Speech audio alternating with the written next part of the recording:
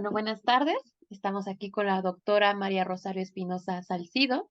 Me complace mucho que esté con nosotros. Gracias por aceptar esta invitación. Y bueno, le vamos a hacer una pequeña entrevista, pero antes quisiera dar un preámbulo de su trayectoria, ¿no? Para todos nuestros oyentes.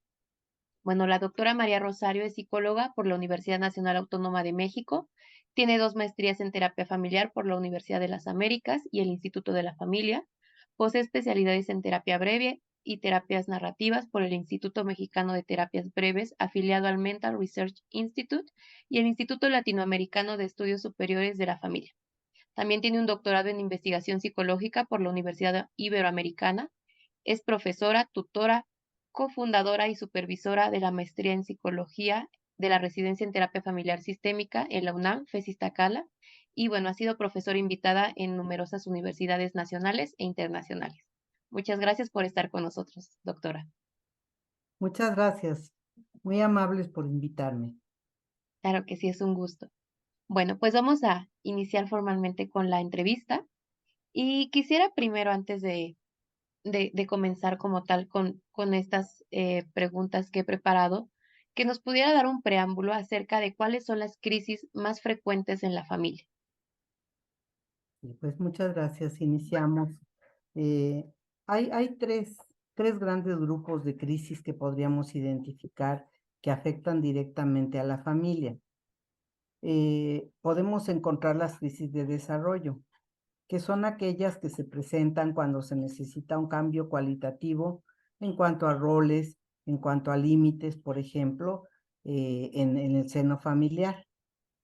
Podríamos mencionar cuando está una pareja, pues necesita un espacio de acomodo para poder asumirse como un nuevo sistema, con nuevas reglas, etcétera. Y eso a veces genera, desestabiliza a la pareja o crea ciertas crisis. La siguiente crisis podríamos ubicarla en la llegada de un nuevo hijo o un tercero en esa relación de pareja, ¿no? Y eso, bueno, pues es obvio, ahí se mueven abuelas, tías, se hace un espacio muy grande que también requiere una nueva adaptación de los integrantes de la familia para dar un espacio a esa nueva persona.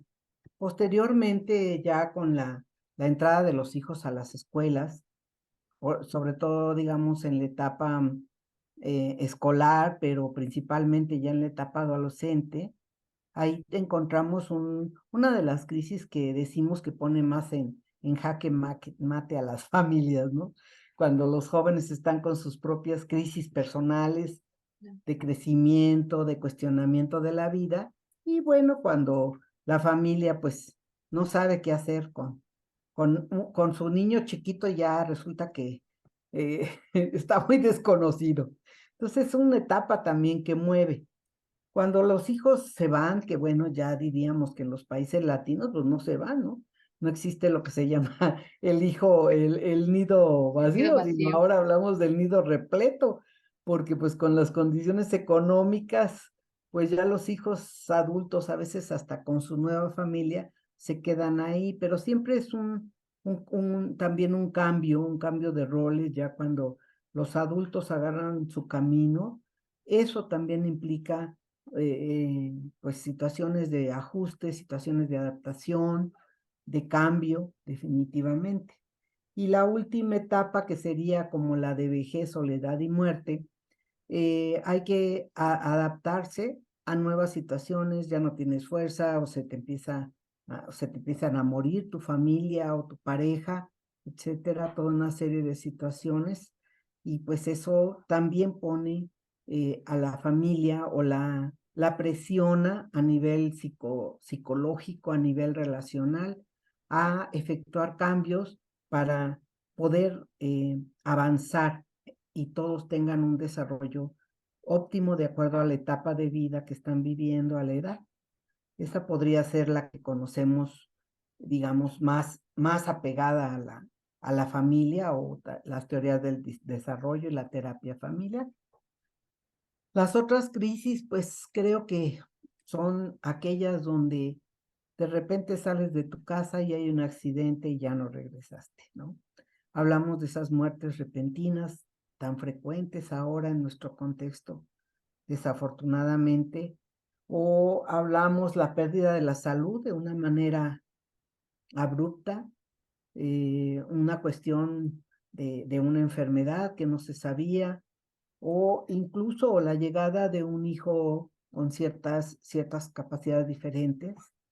Son situaciones que cambian. O la pérdida de empleo. La Claro, pérdida de empleo es así. No tenemos estabilidad laboral la mayoría de los habitantes en nuestro país, de las personas. Es un grupo privilegiado los que podemos decir que estamos estables. Pero la mayoría, pues, pierde el empleo. Allá algunos llegan hasta perder sus propiedades por la falta de dinero o tienen que cambiarse definitivamente de ciudad o de estado, hasta de colonia, y eso implica una transformación, una adaptación, un dejar atrás y adaptarse a las nuevas necesidades. Y por último, pues las crisis contextuales. Yo les llamo las crisis contextuales porque sabemos la cantidad de asaltos que hay, la cantidad de situaciones traumáticas donde hay, hay una situación que te secuestran, por ejemplo, y eso pues desestabiliza cualquier grupo familiar. Otra crisis que digamos pues es entre contextual e inesperada sería lo que acabamos de vivir, una situación inédita para nadie, para ninguno, por más anciano que estuviera, había sí, vivido una situación similar. Así que esas crisis contextuales, todas ellas, como la familia es un sistema interactivo, está afectado históricamente, de momento histórico, y tiene un proceso de desarrollo, como lo hemos visto, donde pone en juego, pues yo digo que desde una mirada positiva, desde una mirada de los recursos y de las posibilidades, la familia tiene los recursos para salir adelante. Pero bueno, estas crisis sí implican una serie de situaciones que a veces eh, puede superar a la familia. Más o menos lo que yo estaba pensando sobre las crisis. claro. ¿Y cuáles son esas señales más comunes de que una familia está experimentando una crisis Pues, emocional? pues, sí, generalmente en la experiencia que tengo, los niños son los que son el pararrayos, digamos, o las primeras señales de que algo está pasando en esa relación familiar, que probablemente hay un divorcio, es otra de las etapas que es una crisis entre inesperada, ¿no? También, y te llevan al niño diciendo que está mojando la cama o que están reportándolo en la escuela con problemas de conducta o que era buen niño y ya no lleva las tareas. Generalmente, no siempre, pero generalmente es a través del niño donde la familia acude a pedir alguna, pues, ayuda. La otra etapa más frecuente es precisamente con los adolescentes. Sabemos que antes éramos un país de paso y ahora somos un país consumidor de drogas. El alcohol está desde muy jóvenes, según las encuestas que hemos tenido del Instituto Nacional de Psiquiatría. Ahí hay también mucha situación. Entonces, la crisis se puede tardar en manifestar. Eso es lo que es peligroso, porque estamos acostumbrados a decir, ya se le pasará, es de la edad, o no le pasa nada, por ejemplo, ¿no? Entonces, esas señales, hasta ahorita donde yo las he visto es ahí. Últimamente han cambiado mucho las cosas y digamos que las señales pudieran empezar a salir con somatizaciones en los adultos. No sé, dolores de cabeza, irritabilidad, cuestiones así que te dicen, ¿qué está pasando en esta familia? ¿Por qué tantas visitas al doctor, por ejemplo, no? y son situaciones que tienen que ver con aspectos emocionales más que físicos, pero bueno, también somos un sistema socioemocional y se afecta. Entonces empieza tal vez con pequeños síntomas que pueden aparecer en la población más vulnerable, hablamos de niños, de jóvenes y de ciertos adultos.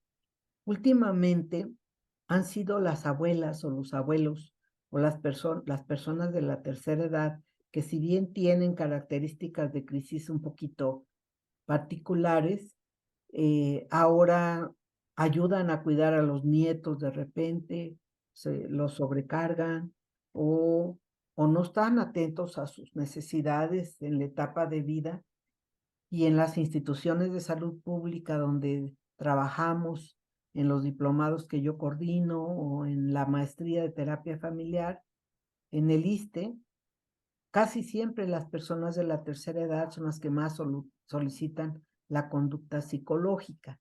Entonces son pequeñas señales, pequeños síntomas, como inicia, Ok, como inicia. Ya cuando una crisis está presente, ya pasó tiempo, desafortunadamente, y los síntomas se intensifican.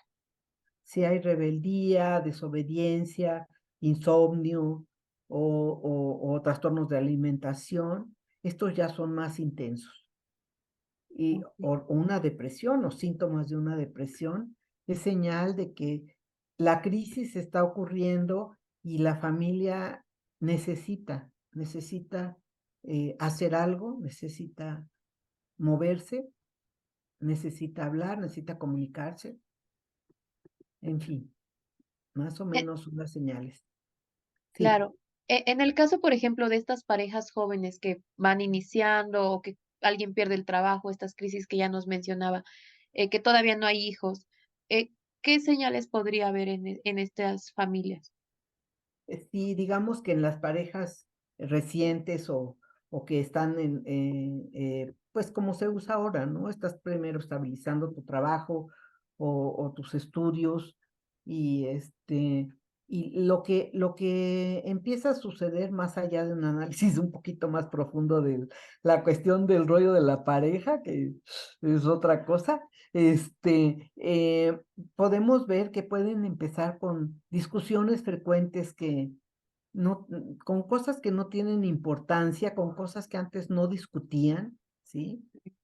Pueden empezar así con algunas situaciones de mayor discordia marital o mayores diferencias, que puede ser una señal de que pues no eran pareja y pues se volvieron pareja por alguna situación pasional o cosas de esas que pasan. O son una pareja que tiene muchos elementos para salir adelante y cosas en común, pero los rebasa tal vez las crisis externas a ellos. Si tenían un plan y resulta de que se les viene abajo y los dos trabajaban y les gustaba y de repente alguna tiene que abandonar su trabajo para poder pues cooperar con algo un ingreso diferente, o si el acuerdo era que uno no trabajaba y otro sí, y ambos tienen que trabajar, pues los acuerdos son múltiples en la pareja. Esto puede ser, ¿no? Puede ser una de las señales en las parejas, mayor discusión, incluso las emociones están más a flor de piel. Se puede llorar con mayor frecuencia o por cosas que no lastimaban, ahora se ven muy grandes, como que también uno empieza a ver todo oscuro, todo negro, no hay solución, no hay solución, y eso puede también empezar pues, a afectar, Ok, ok. manifestarse. ¿Y cuáles serían las estrategias efectivas para ayudar a los miembros de la familia a comunicarse y expresar sus emociones durante una crisis? Lo primero que tienes que hacer, creo, es aliarte con la familia, con el guapo, el feo, el malo, el bueno, o sea, con una alianza terapéutica que incluya al grupo familiar. Sí. Tienes que tener una conversación donde todos sean escuchados, porque a veces cuando hay una crisis, la familia tiende a buscar un chivo expiatorio, ¿no?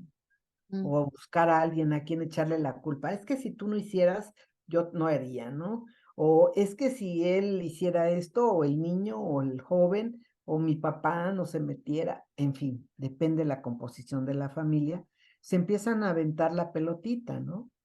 Si es una familia, digamos, con límites muy laxos, así como somos las familias mexicanas, medio metichones, sí. pues como que nos agrupamos demasiado y podemos no encontrar una comunicación clara, directa y respetuosa. O si es una familia con límites un poco rígidos, o rígidos, mejor dicho, no hay resonancia afectiva, la gente se rasca con sus uñas, hay muchas sensaciones de soledad. Entonces, según el tipo de familia que llegue a la consulta, necesitas primero que te sientan confiable, que te sientan eh, eficiente, por supuesto, pero que haya un clima de confianza que se genera con la alianza terapéutica, por supuesto. Esto implica que tienes que trabajar de acuerdo a los objetivos de ellos, no a los tuyos, Claro. ¿no? Y explicarles bien de qué se trata, en fin. Lo primero es entrar a a un sistema familiar. Y después podríamos establecer, depende del modelo que estés trabajando, porque hay muchos modelos, para trabajar en terapia familiar, todos ellos muy efectivos. Pero, por ejemplo, si estuvieras trabajando desde una mirada más estratégica, tal vez escucharías y harías una evaluación de cómo está la dinámica familiar. Y si descubres, por ejemplo, que los hijos no hablan sino a través de la mamá, entonces tendrías que limitar un poquito ese tipo de comunicación y propiciar más diálogos, por ejemplo, entre hermanos o entre el papá y los hijos, si esa fuera una de las evaluaciones que tú encontraste.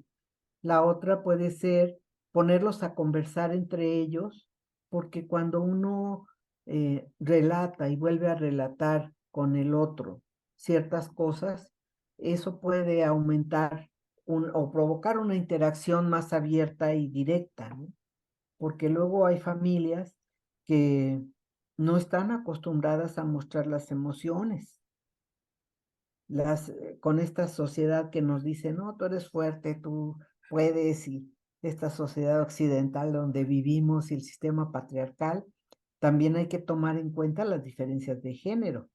Las preguntas que le haces a un hombre y una mujer deben estar balanceadas, debes de tener Mm. presente tu propio género para no repetir ciertos prejuicios al respecto que hay en relación a quién manda o cómo se debe de mandar. No sé si estoy entendiendo un poco. Sí, Si sí, claro, o hay, sea, justo en estas estrategias que nos dice de hablar, de que todos interactúen, que se sienta que es un sistema, ¿no? Y que todos se están incluyendo y de esta alianza que nos comentaba. y una cosa muy importante, porque cuando hay crisis, no vemos nada o vemos lo malo, ¿no? Tenemos una mirada de no se puede, una desesperanza, o ya lo intenté todo y no pude. Entonces, la mirada en las posibilidades y en los recursos que tiene cada quien es muy bueno. Por ejemplo, ¿cómo escuchas, Fer, esto de que un joven le reconozca a un padre lo que cree que hace bien? Claro, sí, sí, ¿Sí? sí.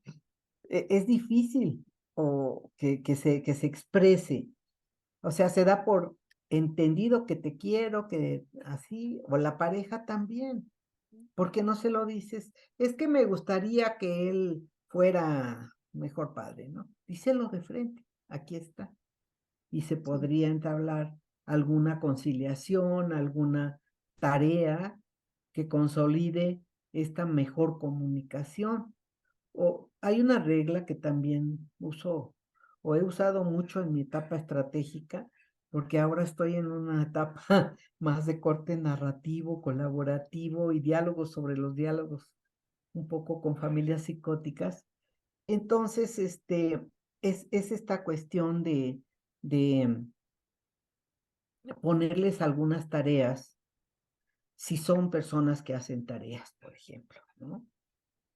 Si son, porque hay que trabajar con lo que la familia trae. Si es una familia, por ejemplo, que tiene una agresión muy fuerte, tienes inmediatamente que visualizar, visibilizar la agresión. Perdone, señora, esto que usted está diciendo es agresión. O señor, cuando usted dice aquello, eso es agresión. Eso es violencia. Porque si no visibilizas la violencia, ¿quién lo va a hacer? claro. Sí, porque así han Y, estado viviendo. y está muy naturalizada, ¿no? De que, pues es que le di unos coscorrones o le dije menso tonto a un hijo. Eso es violencia aquí en China, ¿no? Sí, O tú no sabes, eso es violencia. Entonces, una de las cosas principales para producir una mejor comunicación es nombrar y visibilizar a la violencia en cualquiera de los miembros de la familia, ¿sí? ok, ok. Y, ¿Y qué consejos puede dar para evitar que las crisis familiares afecten negativamente la salud de los miembros de la familia? pues, como decía al principio, eh, necesitamos, por un lado, crear una cultura, seguirla creando, ya la hemos avanzado mucho en todos estos años, una cultura de ver al psicólogo, de la prevención. Eso sería lo ideal. Y bueno, seguimos luchando y apostando. La prevención en el noviazgo, de la violencia en el noviazgo, la prevención de tener hijos si uno no los desea o no está preparado, la prevención de ante cualquier circunstancia, por ejemplo, las crisis inesperadas requieren una atención inmediata porque pueden quedarse las personas con los duelos congelados que le llaman, o pueden generar mayor violencia hasta un nivel donde te puedas realmente perder, ¿no? Perder la esperanza, perder la cordura. Entonces, para mí apostaría a la prevención. Y ya estando en una situación que acuden, inmediatamente tienes que evidenciar si es un conflicto ya viejo o añejo y que nada más se dan vueltas y vueltas y esto ha aumentado la crisis, o es de una aparición más reciente, lo cual te da oportunidad inmediatamente de parar ahí y hablar de la crisis. Es bueno hablar de la crisis. Es bueno que la gente diga, me siento mal o no puedo. Esa es otra cuestión que tenemos que trabajar, sobre todo con una postura de género, porque los señores no te van a decir no puedo, ¿no? Se están muriendo y no te dicen me duele. Claro, Y las señoras, pues sí, tenemos socialmente aprobado ser un poco más quejumbrosas o sensibles, entre comillas, pero esas son dictámenes realmente de una sociedad donde vivimos. Porque hay otra cosa que sí me gustaría mencionar, es de que si estás estratégico, con una mirada en un modelo estratégico, está bien eso. Pero si estás instalada en un modelo de la posmodernidad, como por ejemplo yo que trabajo narrativa, yo tendría que cuestionar aquellas historias que validan la violencia, por ejemplo, o aquellas historias que validan la sumisión en nosotras. tengo un artículo que me encanta que se llama este, Cartas y conversaciones con mujeres exitosas que sufren por amor, ¿no? Mire, lo voy a Donde, buscar. donde profesionistas, me llegaron profesionistas de doctorados, maestrías de dos instituciones, nuestras dos grandes instituciones, Politécnico y UNAM, se empezaron a llegar y todas exitosísimas y ay, con lagrimita, porque me dejó, me tornó la relación así. Dije, ¿por qué?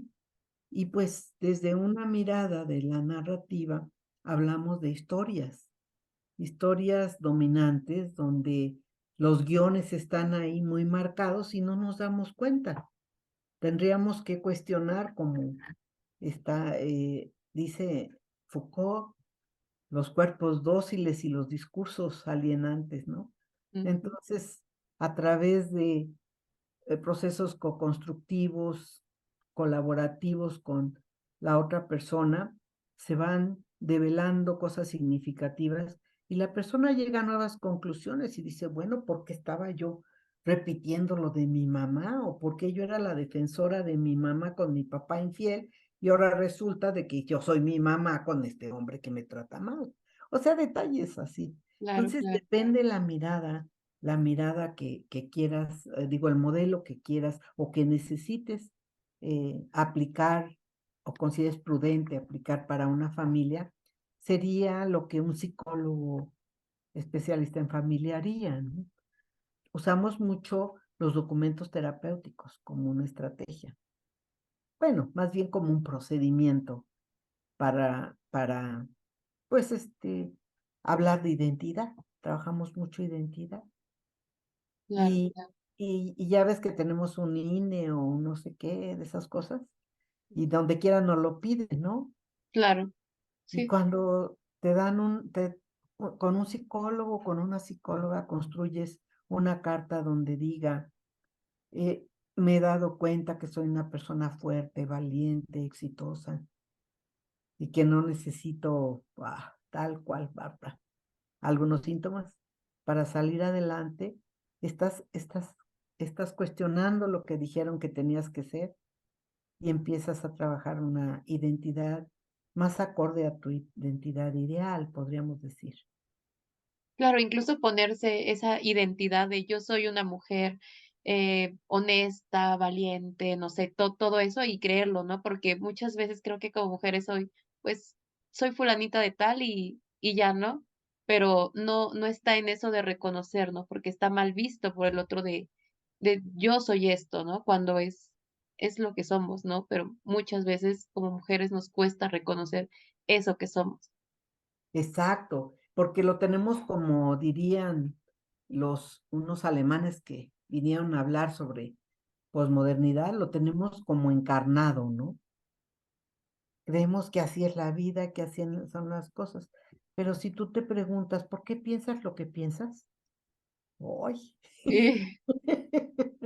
¿Quién te dijo que eres Claro. inteligente o quién te dijo que eras tonta? Porque bueno, ¿no? A veces unas historias que parecen muy buenas están estorbando ahí y precisamente nos ayuda, pensando en la crisis, nos ayuda mucho pensar, por ejemplo, en la resiliencia. La resiliencia quiere decir que podemos saber estar sometidos a situaciones difíciles de crecimiento dentro del seno de la familia y eso en lugar de rompernos nos hace como más fuertes. Ujú. Entonces hay personas que ante las crisis de la enfermedad retoman su fe religiosa y eso les ayuda o recuerdan lo positivo que tienen y eso les ayuda o se unen más o su comunicación se vuelve más directa y honesta. En fin, son algunos de los aspectos que también yo creo que nuestras familias latinas son profundamente resilientes. Sí, definitivamente. Revisemos. Y con un corazón enorme, porque recordemos en los eventos que han sido trágicos, como los temblores, que también es una de las crisis extraordinarias, inmediatamente encuentras a alguien que te andas en los hospitales y alguien te da una torta, alguien te dice a quién busca, se forman de manera natural grupos y comités de ayuda. Entonces, creo que que somos gente, una población con muchísimos recursos y somos con un sentido del humor que bueno. Sí, sí, sí. Entonces, los recursos son buenos, ¿no? Como para la prevención, como para la intervención y, y sobre todo las emociones. ¿Qué hacemos con las emociones? Hay una película que se llama Intensamente, que yo creo que ya la Mm, oíste, Fer. sí. Qué bonita, ¿por qué nos llamó tanto la atención? Me quedé pensando. ¿Por qué lloramos? ¿Por qué nos identificamos con algunas cositas? Pues porque casi no hablamos de emociones. ¿No? Si te sueltas una carcajada, ay, cállate. Qué escandaloso, qué escandalosa. Sí, sí, O te sí. da pena la crítica, ¿no? Que digas, ay, soy un cursi, que me emociono con todo. Recibes la crítica. Entonces, esos son los aspectos que ahorita con tus preguntas me hiciste pensar. Las emociones no son ni buenas ni malas, No. sino cómo las afrontamos. ¿Qué hacemos con lo que sentimos, no? ¿Damos un bofetón o dices, espérate, qué pasó aquí? ¿No? No lo sé, así es como trabajamos, no sé. ¿Qué Y otra los cosa? papás, disculpe, ¿Mande? los papás, ¿cómo pueden ayudar a los hijos a comprender y manejar estas emociones? Sí, fíjate que se hace una cadena enorme. Los abuelos eran exigentes, los padres son sobreprotectores y ya tienes un chamaco que nomás no obedece. Bueno, pero más allá de eso, creo que los papás los hemos culpado mucho. Les hemos echado la culpa de todo lo que está mal en los jóvenes o en los hijos. Entonces, ¿yo qué haría? Primero, apoyaría a los padres, porque si bien pueden ser padres un poco insensibles a los problemas de los hijos o muy exigentes y se pasa, pero si primero escucha los motivos del lobo, dirían por ahí, es una fábula por ahí que se platicaba, pero no sé, yo ya te la sabes, Marifer. ¿La La del lobo fábula. y las ovejas? ¿O Sí, que que viene el lobo y no viene? no, esa es la de Pedrito y el Lobo. La de esta es una leyenda o un dicho, no lo sé, de San Francisco de Asís. No soy muy religiosa, pero este, la cuestión es de que había un lobo que atacaba y se comía todo el ganado y Mm, ujú. mordía a la gente. Entonces resulta de que pues le preguntaron al santo que pues hablara con el lobo, porque pues, y el lobo habló con el santo, San Francisco de Asís, y que le dijo, lobo, ¿por qué eres así? Y le dije, mira, antes hubo un tiempo que yo convivía con los hombres de manera pacífica. Jugaba con los niños, me daban comida, me cuidaban y éramos muy felices. Pero un día algo pasó y empezaron a darme palos. Entonces yo me retiré y pues yo tengo que comer. Entonces es un poquito una metáfora de a veces por qué algunos padres no son sensibles a lo que está pasando con los hijos o lo enfrentan de manera equivocada. Entonces, mi primer paso sería comprender, entender la situación laboral, la situación de pareja sexual, no sé, económica que pudieran tener los padres y sobre esa base ya podríamos pasar a la parte 2 que sería, ¿y esto que está pasando? Donde usted está muy estresado, donde usted no tiene mucho dinero y todo, y que dice que a usted le pegaron mucho y que ahora no sabe cómo acercarse a sus hijos. ¿Cómo está afectando eso? ¿Cómo podríamos nosotros ayudarle para que usted se sienta mejor y pueda darse cuenta que un niño de 6 años no puede hacer las tareas tan rápido o el nivel de tareas que usted le exige? O unos sobreprotectores le diríamos, ¿qué pasaría si su hijo no supiera caminar, no? Ujú. Entonces ahí te vas a decir, ay, no, ¿cómo cree? Pues déjele las piernas que se ejerciten. Entonces Claro, son claro. muchas cosas. En realidad la terapia es una conversación amable, con sentido del humor, donde las críticas eh, adquieren, no sé, conversación metafórica o consejos directos, pero después de que has tenido oportunidad de entrar en ese sistema familiar. Las cuestiones que les diría yo a los padres tendrían primero que ver cómo están ellos y segundo podría ser una especie de psicoeducación eh, con los padres de los niños a esta edad, mire, no pueden entender esto, si le va a dar unos premios, tendrían que ser inmediatos, depende del niño, ¿no? O con un joven, mire, no se ponga a pelear porque le van a ganar, le van a ganar, mejor póngale retos y va a ver cómo los dos ganan. Claro. Situaciones particulares. No sé si esta pregunta fue una respuesta o ¿qué le podemos decir? No, yo creo que sí, y que incluso brinda usted una guía de cómo ayudarlos, ¿no? Desde empezando por los padres y cómo pasarlo con los hijos. Y bueno, igual la invitación es que se acerquen a un terapeuta para que les ayude con este proceso, ¿no? Que ya bien decía que, bueno, se apuesta por la prevención, pero si no, igual estar atentos y acudir en cuanto haya una crisis, ¿no? Porque, bueno, me surge también la duda, ¿cuáles son las consecuencias a largo plazo de no abordar adecuadamente las crisis familiares y las emociones involucradas? Sí, mucho más sufrimiento, detención del desarrollo, eh, hasta psicosis. Okey. Oh, Son, sí, principalmente es mucho sufrimiento, ¿no?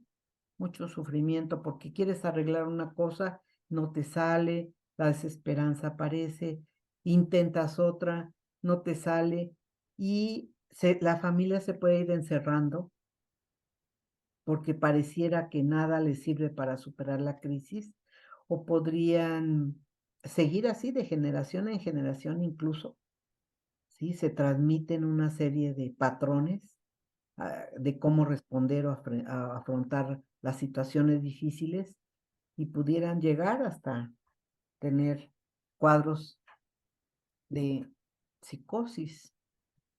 claro, claro. Entonces, es muy claro que hay que buscar un profesional y atender todas estas crisis, ¿no? Fíjate, Fer, que durante muchos años yo en la licenciatura tenía un programa que se llamaba Familia y Contexto Social. Y ahora actualmente ha de haber muchísimos, porque todos mis colegas son maravillosos. La cuestión está de que trabajamos mucho en comunidad y trabajamos niveles desde la sensibilización, la orientación, hasta la intervención, ¿no? Y la canalización, por supuesto.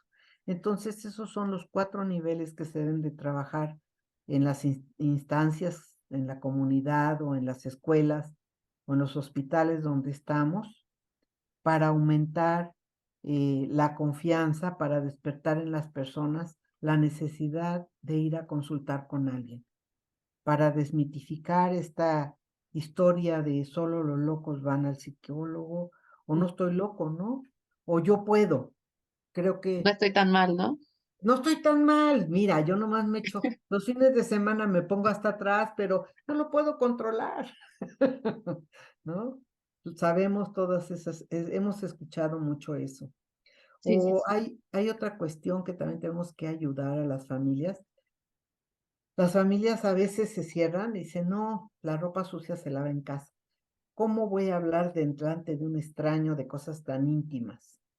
Entonces, pues hay que seguir con nuestros niveles de intervención para, para que finalmente lleguen con nosotros. Claro, claro, sí.